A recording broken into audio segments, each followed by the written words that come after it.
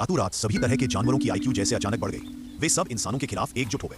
किसी को समझ नहीं आ रहा था कि ये आखिर हो क्या रहा है। जेसन और उसके कुछ साथी अभी चौराहे से गुजरे ही थे कि उन्हें बड़ी संख्या में जानवरों ने रोक लिया। कुछ लोग डर के मारे कार से बाहर निकलने की हिम्मत नहीं कर पाए। जानवर झुंड बनाकर कार के पीछे दौड़ पड़े। थोड़ी दूरी पर एक गेंडा अचानक एक खरगोश से टकरा गया। कार पर जोर का धक्का लगा और गेंडा बेहोश होकर गिर गया। लोगों ने मौका देखकर कार मोड़ी और नीचे उतर गए। उन्हें पता चला कि कार का तेल टैंक फट चुका है। उधर जानवरों की आर्मी लगातार पास आती जा रही थी। जेसन ने एक स्टील पाइप उठाया और साइमन को पकड़ा दिया। फिर वह खुद कार चलाते हुए आगे निकला।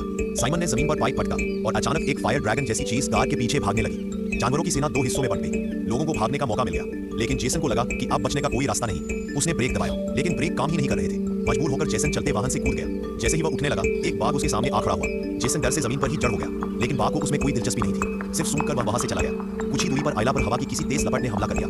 तभी आयला ने सड़क पर खड़ी कार से बच्चे के रोने की आवाज सुनी। वह दौड़कर पहुंची और देखा एक मां कार में पड़ी है। उसकी गोद में बच्चा उसे बचाने की कोशिश कर रहा था। मां आयला से बच्चे को बचाने की विनती कर रही थी। आयला ने जैसे ही बच्चे को उठाया, मां की सांसें थम चुकी थी। मौत से बचकर निकले लोग फिर से रक्षा केंद्र में इकट्ठा हुए, लेकिन उन्हें पता नहीं था जानवरों वाला वायरस अब इंसानों पर भी असर करने लगा है। एक छोटी रक्षा टीम पर एक म्यूटेंट ने हमला कर दिया। उसकी गति इतनी तेज थी कि कोई उसका मुकाबला ही नहीं कर पा रहा था। पुलिस लगातार फायर कर रही थी, लेकिन उसकी परछाई तक न दिखी।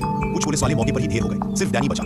वह टेबल के नीचे छिपकर मैगजीन बदल रहा था, लेकिन जल्द ही म्यूटेंट ने उसे ढूंढ लिया। उसे पकड़कर फेंक दिया। वह फिर हमला करने ही वाला था कि डैनी ने मौके का फायदा उठाकर इलेक्ट्रिक मशीन चालू कर दी। म्यूटेंट करंट से छिटक गया। डैनी ने झट से एक स्टील रॉड उठाई और उसे जमीन पर पटक कर खत्म कर दिया। डैनी सदमे में बैठा रह गया। तभी जेसन और बाकी लोग वहां पहुंच गए। लड़ाई खत्म हो चुकी थी और ये सब देखकर सबके होश उड़ गए।